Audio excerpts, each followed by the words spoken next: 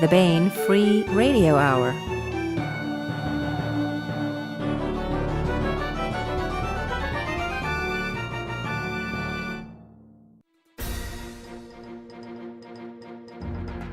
On the podcast, equipping tall ships and a star to steer them by with the necessary gravity of purpose. Easy A's and sleazy Fays. Plus, we continue with the complete audiobook serialization of Alliance of Equals by Sharon Lee and Steve Miller. All right now.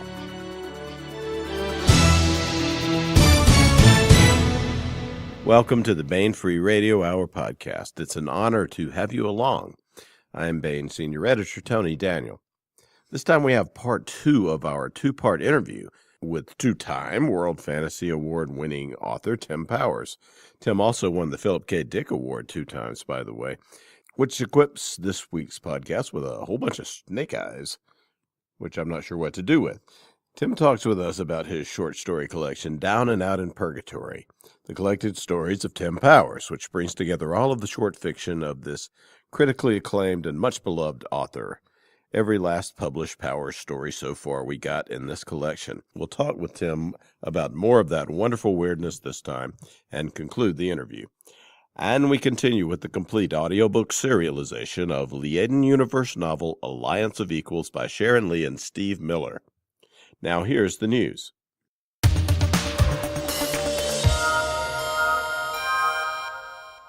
Hey, there are some great new e-arcs out now at Baen eBooks. Now, an e-arc is the sound a balloon makes when you fill it full of the exhalations of methane-breathing aliens and then stretch the mouth, the way you can do that, to open and play Haydn's Horn Concerto in D major at the bottom of the atmospheric well on Jupiter. Squeaky does it. No. An e-arc is when we issue an e-book that is the copy-edited version of a book, but not yet proofread. We put it out early, and we put it up for sale at Baen eBooks. These are not available anywhere else except at Baen eBooks. And you can get them there, and it means you can get things before anyone else can, and you can get them in this beautiful form where you can find all the typos that have crept into it that we haven't quite eliminated yet, which we attempt to do with our proofreading rounds after that. So the e-arc that is out right now is one I'm proud of, which is called Star Destroyers. It's edited by me and by Baen editorial assistant Christopher Rocchio. Let me just read you some of the copy we wrote for the back cover. In space, size matters. Boomers, ships of the line, Star Destroyers. The bigger the ship, the better the bang.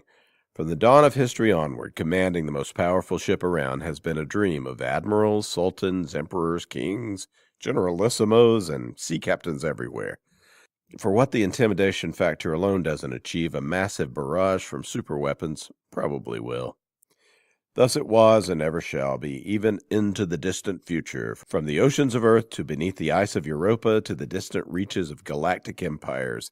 It is the great warships and their crews that sometimes keep civilization safe for the rest of us, and sometimes become an extinction-level event in themselves. These are the stories Christopher and I gathered together over the past year from longtime Baen writers and Baen-related folks, from David Drake's excellent short story Superweapon to Mike Williamson's Hate in the Darkness, to Sharon Lee and Steve Miller's excerpts from 2 Lives, to 12 more. These are stories that are by Baen writers.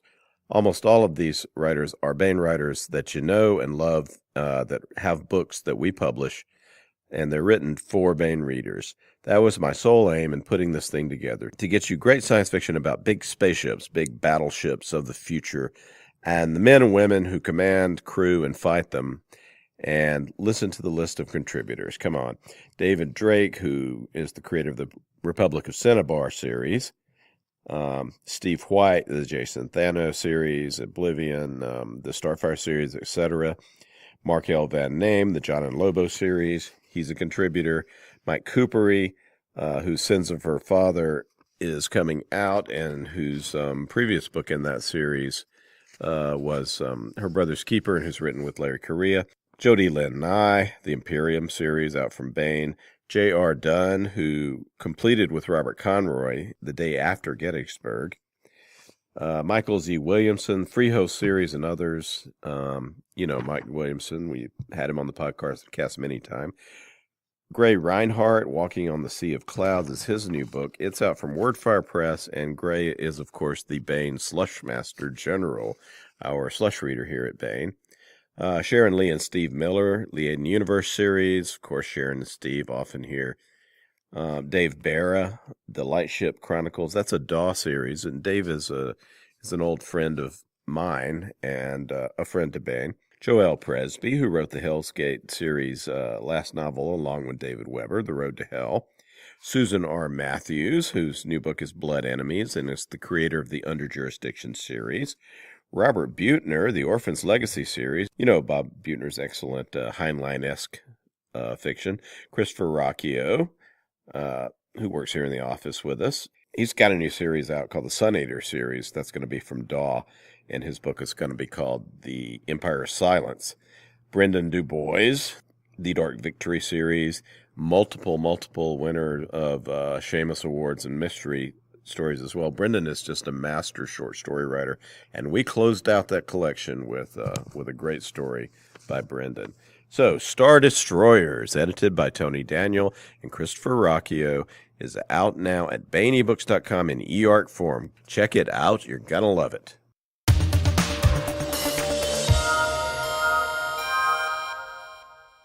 This is part 2 of a 2-part interview with Tim Powers talking about his new book, Down and Out in Purgatory. Part 1 can be found on last week's podcast.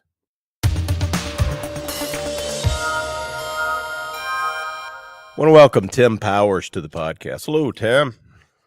Hello, glad to be here. Tim Powers won the World Fantasy Award twice for his critically acclaimed novels Last Call and Declare.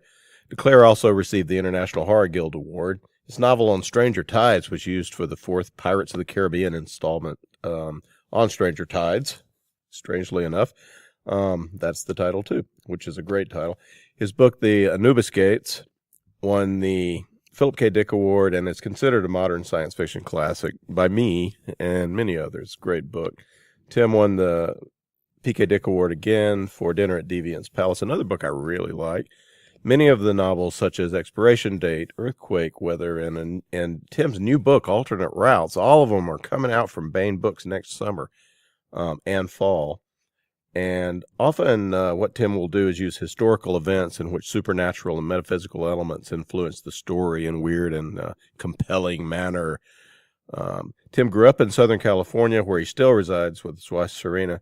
Tim is also a wonderful award-winning short story writer, as one might expect, and out now at booksellers everywhere is Down and Out in Purgatory, the collected stories of Tim Powers.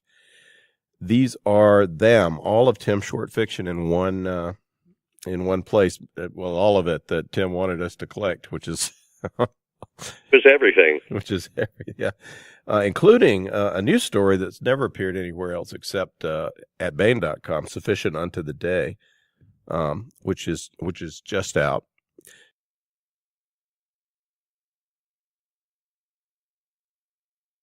But the Thomas Edison ghost appears in Expiration Date, by the way. Right, yeah, Expiration Date got its start because I was idly reading a biography of Edison and came across several bits that were just too weird. I thought, okay, wait a second. What was really going on here? This is too strange.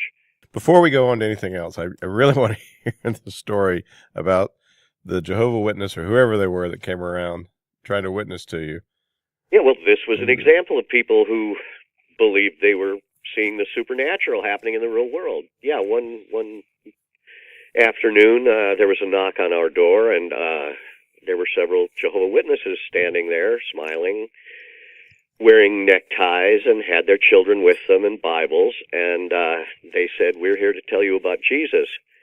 And I said, "We're Catholic. We already know about Jesus." And they said, "Catholic? That's worse than zero. Atheists are better off than Catholics." And I said, "Is that so? Why is that?" And they gave me a couple of misunderstood objections, and I said, "Okay, let me see your Bible, and I'll show you right in there why you're wrong." I won't use one of my own Bibles. They're Catholic. You'll think we messed with it. But let me see your Bible. And the guy said, okay, and handed his Bible over to me. And I flipped to, I think, the first page of John's Gospel. And I started to read, but I always have to read with a magnifying glass. And we were standing outdoors, and it was a very sunny day. And inevitably, I wound up setting their Bible on fire. And I beat it out on my leg, and it's smoking, and I handed it toward him and said sorry, and he just backed away, holding up his hands like, you keep it. And I still have it. You literally repaired their Bible, I guess. I did, right. And my thought was, look what God thinks of your translation of the Bible. But I know they went back and told all their friends, those Catholics, they just have to touch a Bible and it bursts into flames. That's right. It was a very awkward moment, really. That's hilarious. And that was something you that you put in the authors afterwards. So you can find that whole story in the afterwards to the Bible Repairman story in this collection. So a lot of these stories take place in L.A. I don't know anybody. I mean, there's writers, who get a noirish sense of L.A. and even a beautiful and evocative sense. But you seem to see the entire basin as this place dripping with archetypes and magic. And I lived in L.A. for a couple of years, including in Orange County down there, and I understand how weird it can be. Why do you think that you draw, I guess it's just living there, you draw such an inspiration from this setting and you use it again and again? Yeah, well, L.A. has always seemed partly to have one foot in another world. For one thing, it's entirely artificial. It should be a desert. It's only because of things like the rape of the Owens Valley that L.A. exists at all.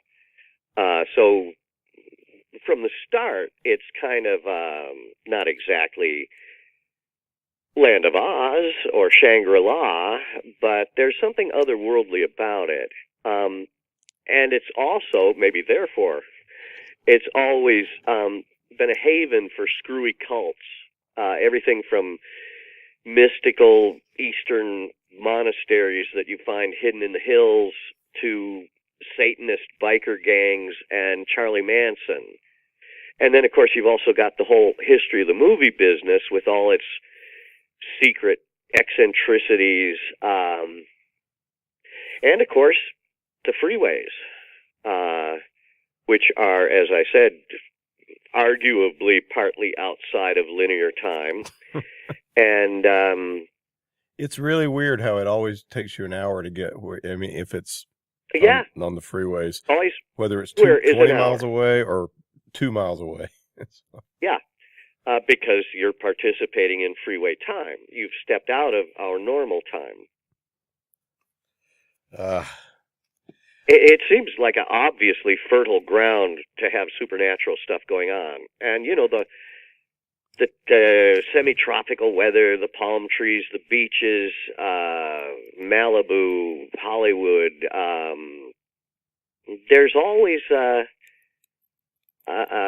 slightly deviant, in the sense of deviating from a linear course, sense to it.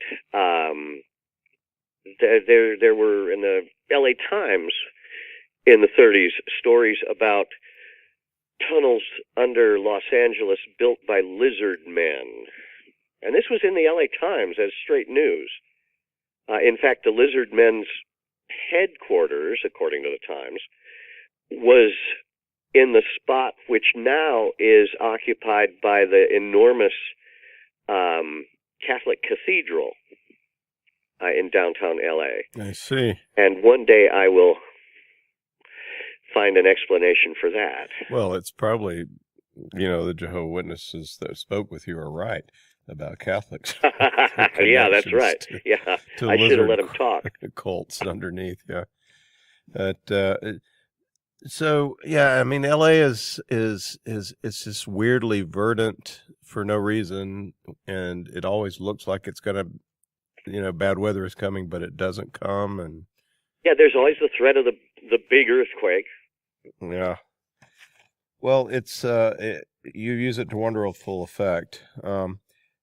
Let's talk about another story in the collection. I guess the title story, Down and Out in Purgatory, which is a really weird one. It will be for some readers. I, you have to. The reader has to hang with you a bit, but I think it's worth it. It's basically about a guy who seeks his revenge on the other side of death. Actually, sort of seeking to snuff out somebody from real existence. Yeah, it is a weird place. It's sort of a consensual reality, which is a mix of the memories of all the souls in the place. So there's a lot of,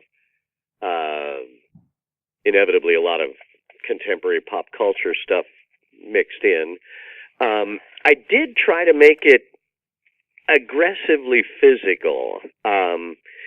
I didn't want to let it be a kind of a dreamy, mystical blur. I wanted it to be very tangible.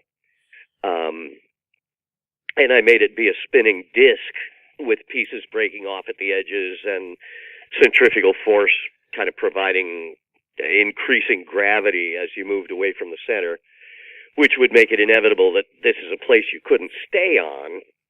It's sort of... it was, by physical definition, inevitably, necessarily, a kind of way station. You're sort of slowly slung off. Yeah, eventually you get flung off the edge into nobody knows quite what. I mean, the thing about your books and your stories is that as strange as sometimes you present the magical reality or the spirit of or the supernatural reality to be, it has rules. Do you think these through? Do they come to you because everything really, I mean, you touch one part and the other part moves in one of your stories. You know what I mean? It's not just it's not random weirdness. Right. Yeah, and the rules might be illogical. Like a lot of times I try to have quantum effects, which can only happen on a subatomic scale, translate them up into macro scale. That way they'll be strange and alien, but they'll have a kind of internal consistency to them. I'm always afraid, I always try hard to prevent the reader from thinking, oh, I see, this is an imaginary story. I want the reader, to the biggest extent possible, to take the stories as being as realistic as a detective novel or a Western. And therefore, I do try to make, even though it's outlandish, impossible, weird stuff going on, I try to make it internally consistent so that to I hope appreciable extent the reader will think, oh yeah, right, I see, weird as hell certainly, but almost I could see how this would happen, which is asking a lot, but it's what I try to do.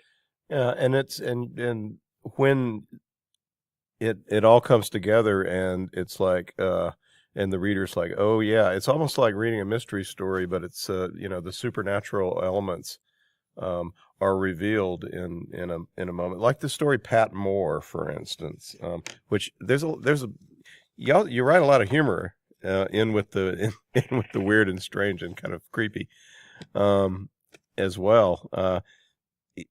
Can you kind of explain the magic of this? Because it eventually becomes obvious to the reader what's going on, and I think it's funny as hell. Well, yeah, anytime, I mean, if you take supernatural intrusions into reality as actually happening, it's going to be grotesque at some points, and grotesque is next door to funny. And so there's likely to be some funny bits. Yeah, basically that was the old magical tradition that if you know somebody's name, you have power over them. That names are an important part of your identity, and therefore a powerful ghost who wanted to come back would try to find somebody who had the same name that they had had. And I had just got one of those chain letters saying, you know, copy this and pass it on to 10 people and you'll get good luck. And I tied that in with the same name business, and yeah, following it out according to its admittedly crazy logic, the events of the story sort of were inevitable. Well, you just have to kind of read it to get. It's one of those things you have to read to believe.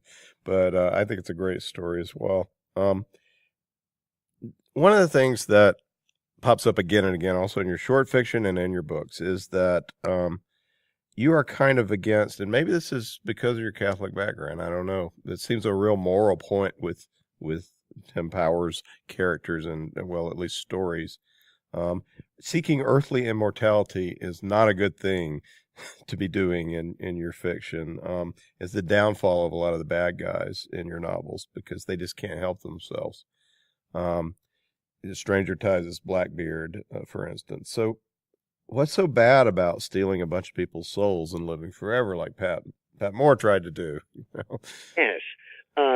It may be because I'm Catholic, but it's always seemed to me that trying to live forever, it's like trying to stay in high school forever. Or it's like a caterpillar who's scared of turning into a cocoon and wants to stay a caterpillar forever. It seems like unnaturally trying to dig in your heels at one point in a progression. And I think if anybody succeeded, even in getting a lifetime of several hundred years, there would be special psychoses that would crop up. Heinlein and I think Stan Robinson have dealt with memory problems with very extended lifetimes. And I think after the third or fourth millennium, a person would start to sort of be twiddling their thumbs and looking around and thinking, well, where did everybody go? I'm still here, but all those people I've known, where did they go? Do they know something I don't? It seems... So it's kind of a sad... I mean, you feel sorry for them.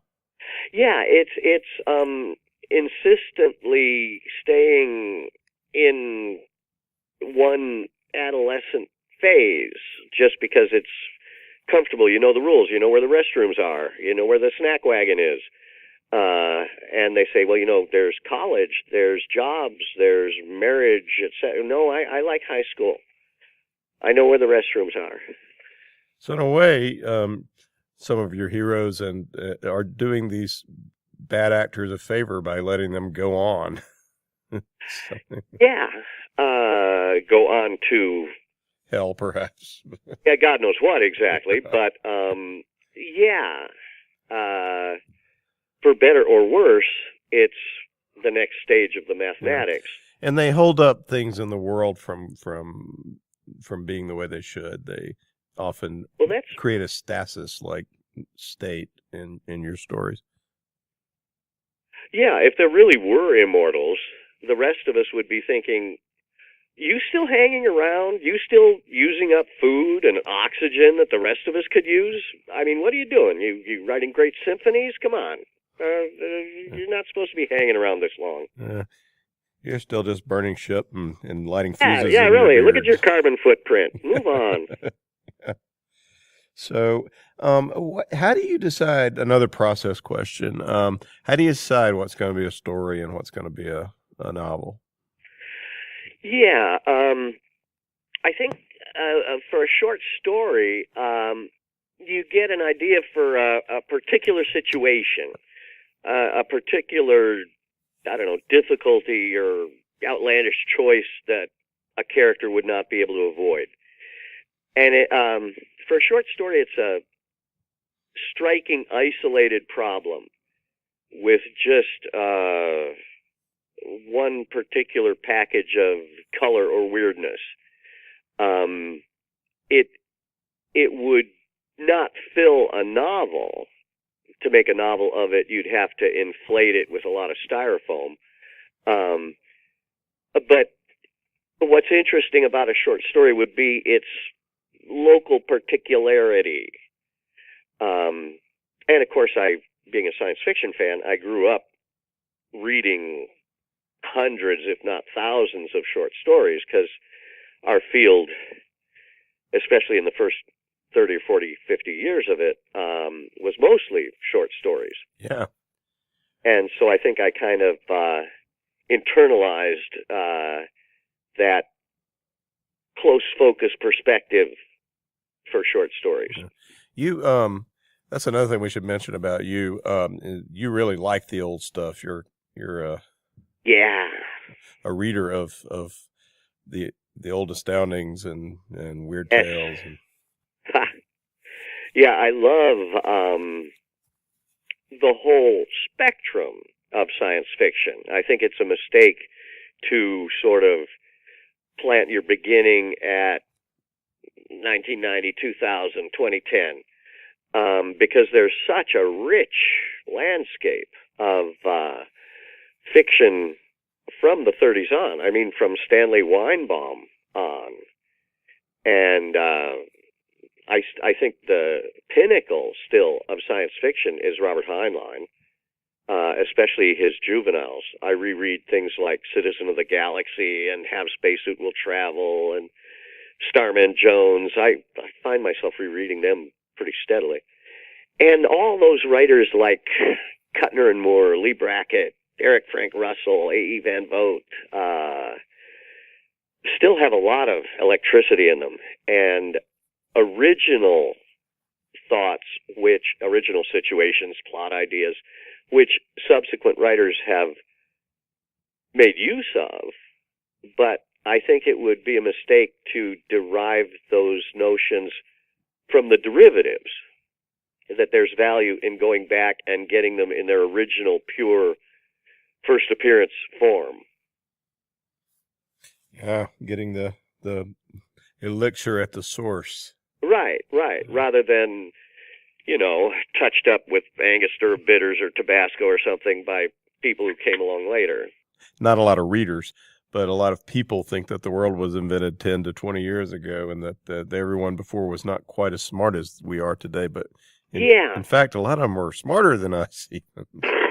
Yeah, that's a perspective, an erroneous perspective, that science fiction people especially should and probably do avoid. Yeah, the idea that possibly what makes us kind of special is that we readers of science fiction exist in an expanded present. Right. We avoid chronocentrism, the idea that culture today is smarter and more moral than any previous have been, that writers and people in general of previous centuries were dumb, and that we have now arrived at the apex of enlightenment. I always like to remind myself that 50 years from now, our 2017 assumptions and beliefs and convictions are going to be looked at as certainly wrong and probably immoral. You don't want to be strapped into your 2017 eyeglasses. Yeah, unless they're yours, I would be okay with being in a Tim Powers story for a while. So, well, I wouldn't want to be the main character because put them through so much. Yes, exactly. So what are you working on at the moment?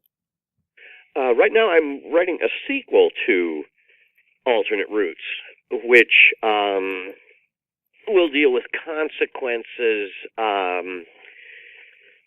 that the protagonists of that novel are now living with. The events of that book had the consequence of making them more aware of the supernatural world and making the supernatural world more aware of them. And it'll have to do with some bits of LA history, specifically some things Cecil B. DeMille got up to, and the 1950s beat scene along the coast in Venice and Topanga, and some modern Silicon Valley types who decide they've figured out, on the basis of those historical things, how to achieve and benefit from a weird version of the singularity. Well, we're really looking forward to that, and we'll be bringing it out. And we'll be bringing out alternate routes as well. That is, we being Baen, where I am senior editor. So there's so much more we could talk about the collection, which is just full of wonderful stuff. We have alternate routes and the Fault Line series, new editions that Baen is bringing out. Anything else from the collection that we might want to touch on at the moment? I mean, we could talk about it all for a long time, but... I got to admit, just between you and me, that I'm very pleased to have all the short stories collected in one place, because I find that for short stories, more than novels, they tend to be, if not autobiographical, at least using a lot more pieces of my actual life whole. The short story Sufficient Unto the Day, for example, which deals with a disastrous Thanksgiving dinner, was very autobiographical. If members of my family or my wife's family read that, they'll think, I remember that. I was there. So yeah, with my short stories, I tend to use my actual life more than there's opportunity for in a big novel. Well, Sufficient Unto the Day is basically kind of the idea of if your cranky relatives just didn't die and still Right. came around for Thanksgiving. Ghost of Grandpa and Grandma at the table, as well as their descendants. Yeah. And what unfortunate things might result. Yeah. Well, it's a wonderful story and a wonderful collection. The book is Down and Out in Purgatory, the collected stories of Tim Powers, and it's now at booksellers everywhere. Well, Tim, thank you so much for being with us, and we hope to have you back to talk with us Well, again. thank you, Tony. Yes, I'd love to be back anytime.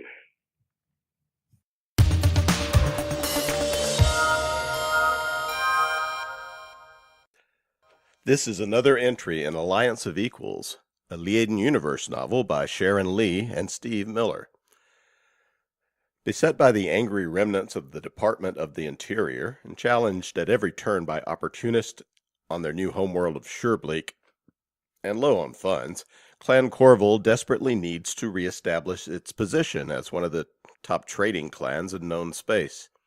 To this end, Master Trader Sean Yoskalen and Corval's premier trade ship Dutiful Passage is on a mission to establish new business associations and to build a strong primary route that links well with existing loops and secondary routes. But reestablishing trade and preserving the lives of the few remaining members of the clan aren't all of Corval's problem. Matters come to a head as Dutiful Passage, accustomed to being welcomed and feted at those ports on its call list, finds itself denied docking and blacklisting while agents of the DOI mount armed attacks on others of Corval's traders under the very eyes of port security systems. Traveling with Dutiful Trader on this unsettling journey is Paddy Yoskalen, the master trader's heir and his apprentice. Paddy is eager to make up for time lost due to Corval's unpleasantness with the Department of the Interior, but she is also keeping a secret so intense that her coming of age and perhaps her very life is threatened by it. And here is the latest entry in Sharon Lee and Steve Miller's Alliance of Equals.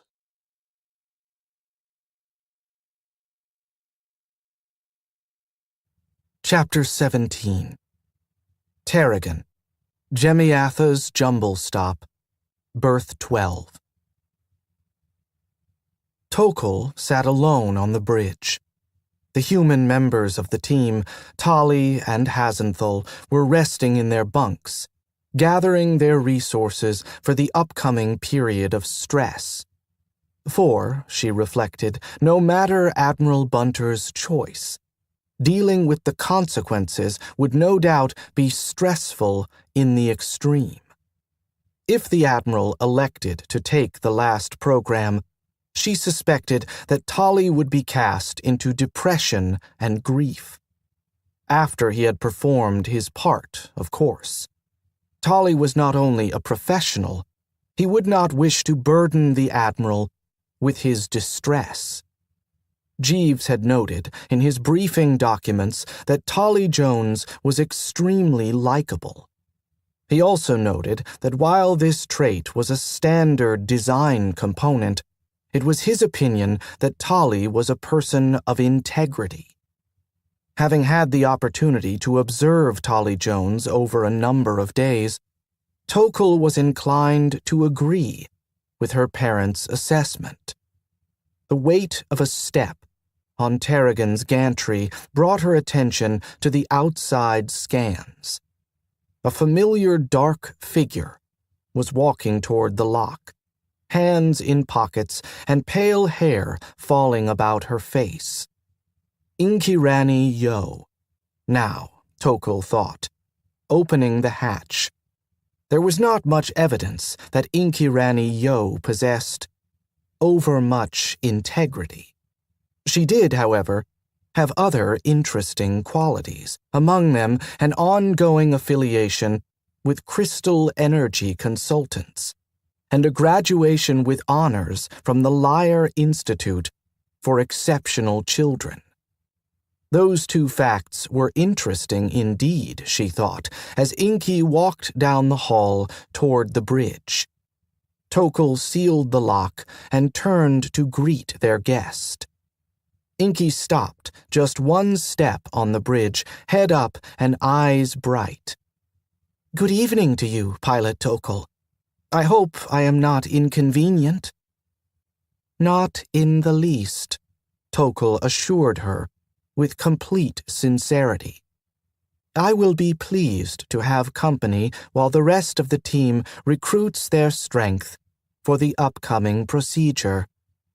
Inky's eyebrows rose, and she dropped gracefully onto the observer's chair. Though a pilot herself, Inky did not presume the co-pilot's chair on Tarragon, even though it was empty and far more comfortable, so Tokal thought, than the observer's station. "Has the Admiral agreed to the transfer?" she asked. "He has not," Tokal said. "He asked us to leave him in order that he might think and do research.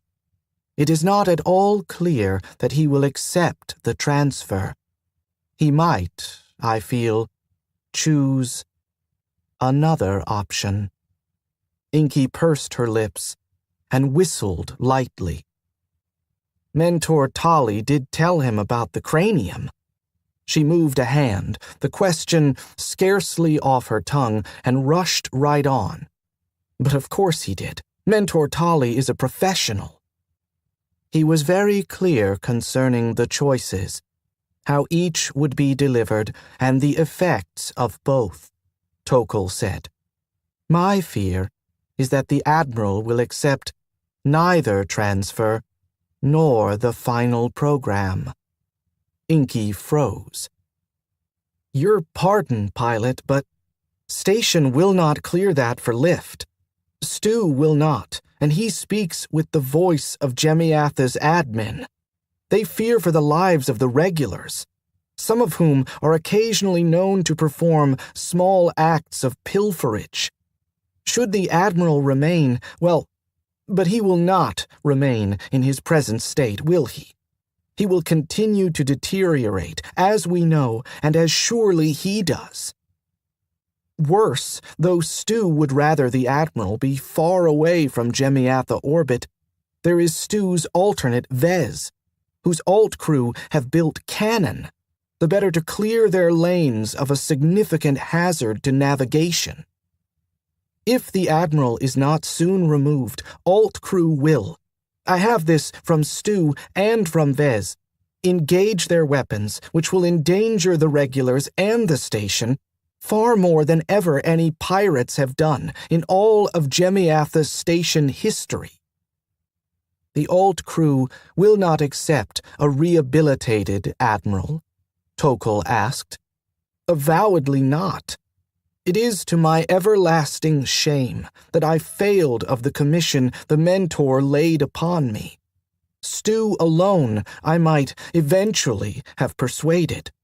Stu and Vez? Perhaps, for she is in the habit of allowing him precedence. Stu, Vez, and the crew have proven too much even for my persuasive abilities, which are not, I assure you, inconsiderable. Does the crew give a reason for their adamance? Inky turned her palms up. I am given to understand that some of them are devout. Tokol sighed. Indeed, Inky said. It is extremely vexatious. For myself, I cannot see Mentor Barrick Jones pursuing any other course but a transfer, an inlaying of the most basic sort, and a remove to some safer port where tutoring may go forth. She lifted her hands, scraped her hair back from her face, and began to twist it into an untidy knot at the back of her head. And yourself? Inky paused and looked to Tokol, both hands still tangled in her hair. Myself? She asked. Yes. What course for you, Mentor Yo, if you had the solving of this problem? Which, happily for all, I do not, Inky said, bending her head again. She finished with the knot and sighed, folding her hands in her lap and showing Tokol a solemn face. Pilot, I was commissioned to remove a rogue AI. I would have offered first the transfer because I would not see a life wiped out. But such a stratagem as we now see from the Admiral, this stall, had it been I, pilot, the Admiral would have received the last program before I cleared the deck this day. You would have forced him? Inky sighed, raised her hands, and let them fall. It does not reflect well on me, but I am no Tollance Barrick Jones. I would have stunned the Admiral, and while he was offline, inserted the final program and initiated a manual install. One failed comp in such a loosely ordered system would have been sufficient to destroy the Admiral as he knew himself to be. However, I am not a monster, pilot, to abandon a witling to the dangers of life. I swear to you that I would have been thorough and scrubbed all systems clean. She shook her head. Not the best death, perhaps, but not so ill as some. Tokol considered her. I am curious, Mentor, as I am no mentor myself. Ask. If it is within my power, I will answer. Thank you. Tokol gave her a small, serious smile. I wonder about this stun. How is that accomplished? Inky blinked again, then her face relaxed. Mentor Tolly has been long absent from the field. During his rustication, a new tool has been developed to aid us in our work. Here. She reached into her jacket and pulled out a thick black rod, which she held between her palms so Tokol could see the length of it, and the large red button. A push of the button generates a field which disrupts the fine logic centers, producing a state similar to that which might follow my using this same stick to cosh a human being on the head. Or so I have been told. The effect lasts for some minutes, enough for a nimble mentor to do what must be done. Tokul felt unease, which was quickly sublimated into curiosity.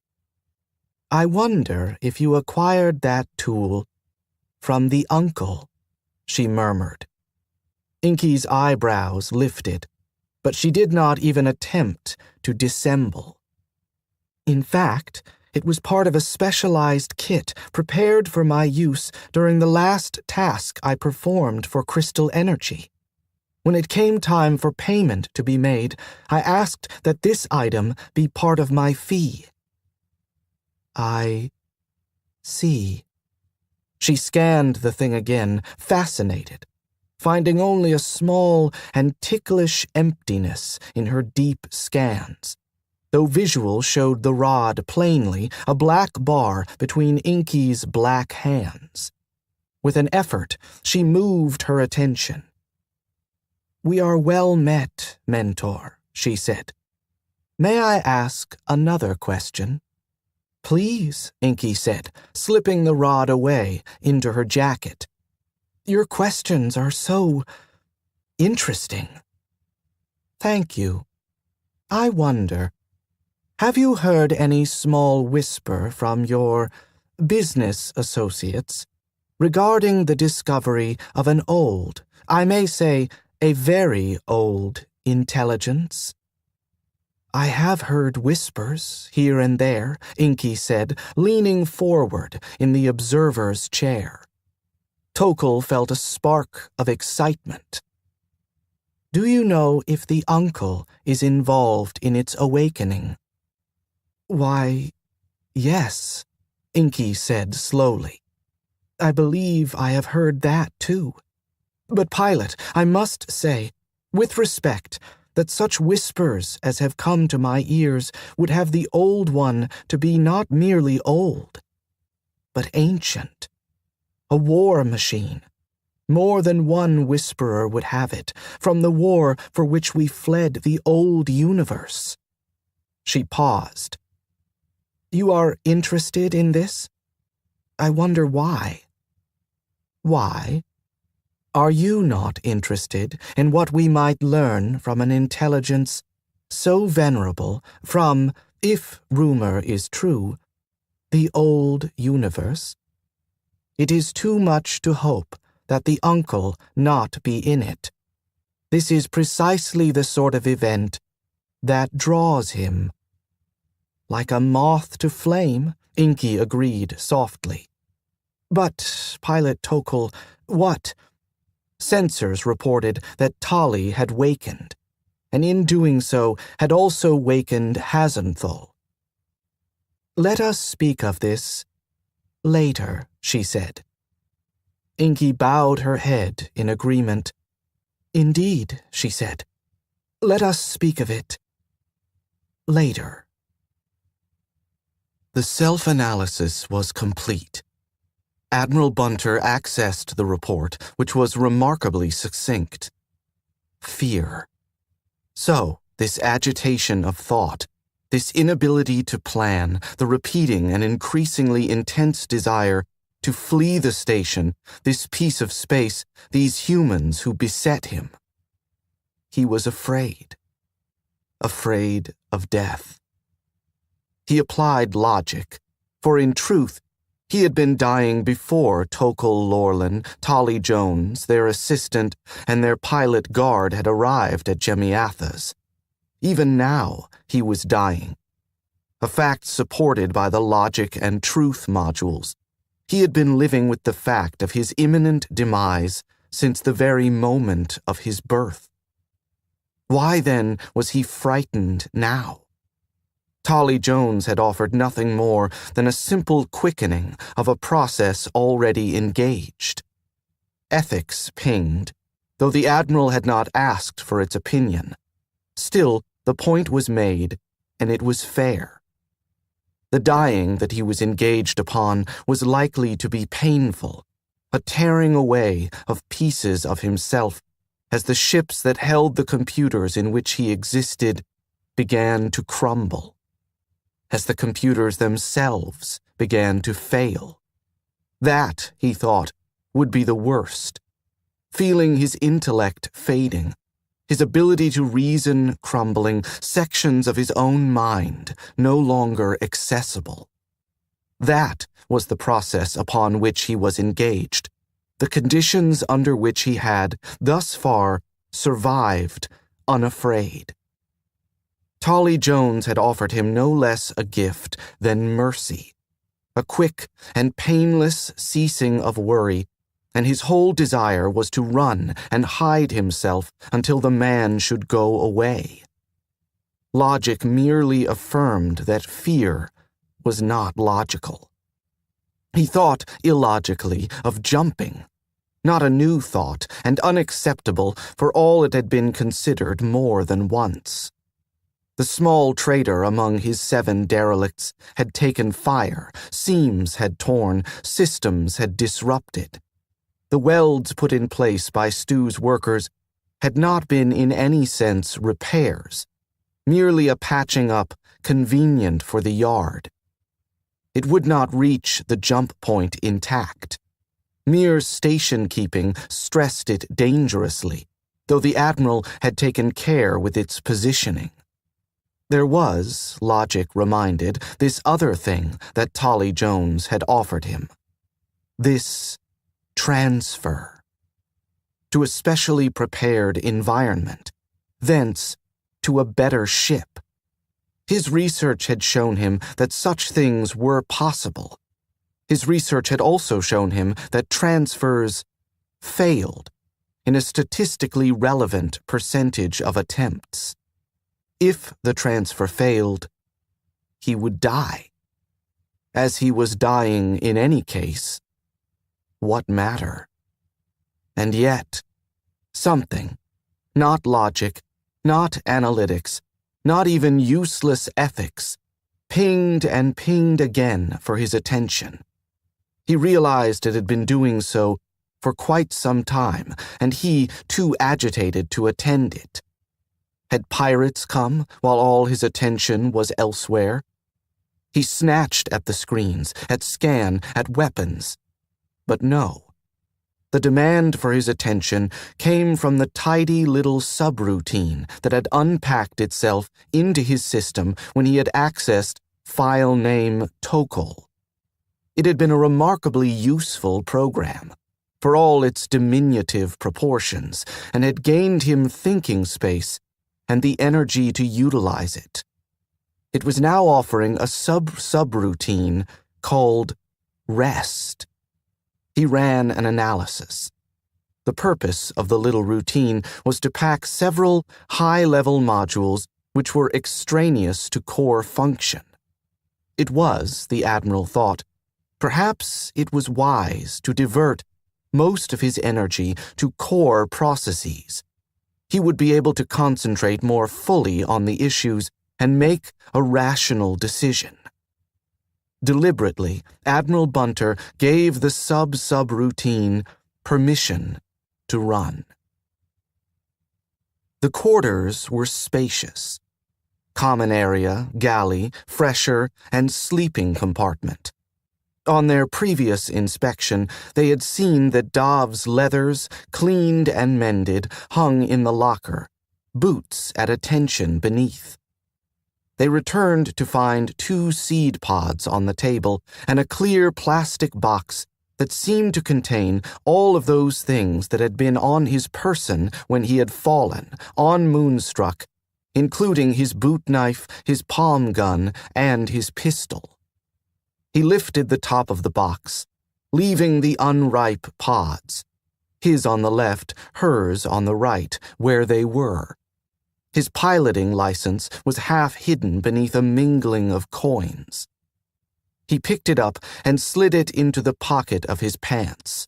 A gleam of silver, not a coin, drew his eye, and his heart missed a beat, even as he glanced at his soft, ringless hands. The silver gleam was a puzzle ring in the old style. It had been Aliana's, and had come to him, her life mate, upon her death. He put the lid back on the box, without taking up the ring or any of his weapons, and looked across the table, mindful that Aliana was watching him. "Yes," he murmured. "You did not ask to use the pin beam," she remarked. "Ought we not to inform the Delm that our task is completed, that we are in good order and desire to return home?" "Are we?" he asked. "In good order?" She tipped her head, the gesture achingly and entirely Aliana's. "Are we not?" She moved nearer the table, a ragged, uncertain step, with nothing pilot-like about it. He clenched his teeth and drew a hard breath. Aliana had, perhaps, not fully examined their situation. Perhaps she considered it likely that the uncle had dealt fair in this particular matter, avoiding Corval's anger, sufficient reason for his efforts. "Dav, I am not convinced," he said carefully, "that the Delm will want us home. We are not trustworthy, and Corval cannot risk a breach from within." "Untrustworthy? Because we have been through this process, you mean, and stand reborn?" "Stand reborn? Say rather we stand wholly created by the uncle for his own purposes." That was sharper than he had intended. "Surely only one of us was wholly created by the uncle," she said, calm in the face of his anger. "You, Vancella, are yourself. Did you not attend?" "I heard that my genetic material was introduced into a vessel made by the uncle. Do we know what is common with such vessels? Is there an override switch, just for an instance?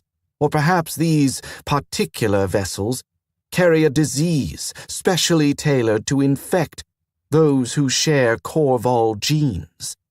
I can think of a dozen ways in which we might be traps and dangerous to Corval. Surely Valcon can think of a dozen more." Aliana said nothing. "We are in the uncle's power," he said, "not to mention that he now has Corval material in his library of such things." He turned away, pacing toward the tiny galley. "What shall we do?" She remained calm, her tone merely curious. He faced her and found nothing to say. "You believe that we may be a danger to ourselves and to kin," she said, looking up into his face, green eyes wide. "Especially you believe that I am suspect, made from whole cloth as I am, and with only my word and the uncle's that I am Aliana Kalen. I could I not, be an instance of the uncle himself, who has taken up this masquerade to beguile you and to insinuate himself into Corval." He looked at her, and could see nothing of her state of mind or her emotions. He, who had been a scout, trained to read emotion and intent in the set of a shoulder or the tension in a face. Aliana, when they had first been mated, each in their proper body and years distant from the terrible things that would befall them. He could read Aliana so well that it seemed as if their bond was whole, and linked them heart to heart and mind to mind. This body before him, not Aliana's, its muscles unformed, its occupant not yet wholly in charge of her face. There was no reading such a body. He would do better attempting to read a doll. Empathy was his other tool. He was no healer, but his empathy rating was high, and it was through that sense that he tasted her anger. and her anguish. "Aliana," he said, "I might also be subverted. Of course, I believe myself to be Dav Yosfelium, but how shall I know if I have been tampered with or provided with an override switch?" She finished for him. He inclined his head stiffly. "As I said." "Do you believe me to be Aliana Kalen?" she asked. He turned his hands up. "I believe that you believe you are Aliana Kalen. And you may be Aliana Kalen. I would say, indeed, that the uncle would be a fool, which I very well know that he is not, if you were not, to the best of his ability to assure it, Aliana Kalen." He sighed and turned his palms down, meeting her eyes steadily. "There is nothing in all that to say you are not also an incident of the uncle." She inclined her head. "And if we cannot even trust ourselves, then what does this new opportunity bring us? Neither joy, nor employment, nor even a comforting return to the care of kin. It seems uncivil, given the efforts of our host, but perhaps we ought simply to kill ourselves now and spare Valcon the necessity. Let us discuss the subject more fully after we have napped. For this present, it is the topic of Aliana Kalen, which excites my greatest interest. I must ask you, Vancella, if I am not Aliana, where is she?" She was not where she had been. Say that it was inside of his head. He was certain of that. He raised his hands to shoulder level, showing her empty palms and wide-spread fingers, feeling ill and light-headed. "She is not with me," he said slowly. "Perhaps she has gone to join Kiladi."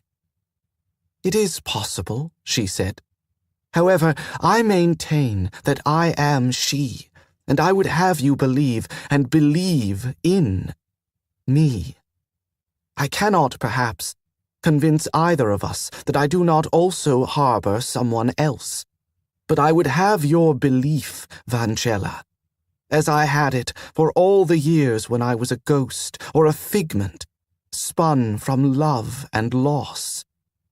She moved her hand, showing him the table, the box, the seed pods. "Do you think, Dav, that the uncle will have worked out a method of knowing which of those pods was intended for whom?" "It seems unlikely.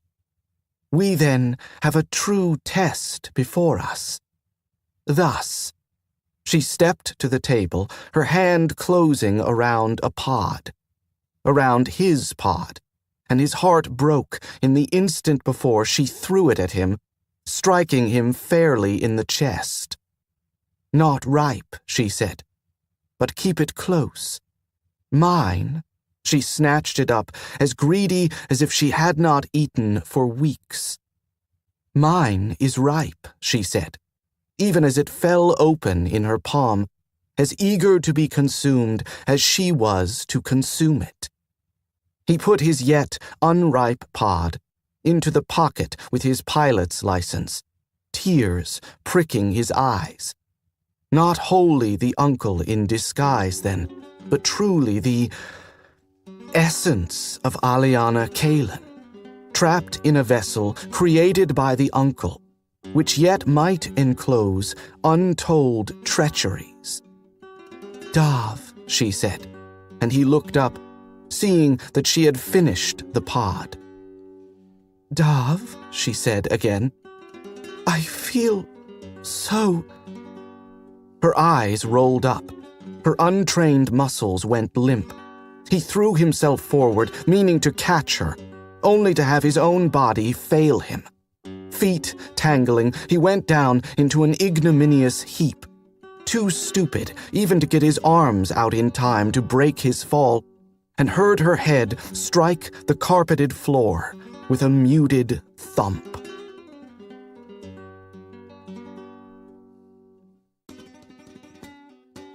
That was another entry in the complete audiobook serialization of Alliance of Equals by Sharon Lee and Steve Miller.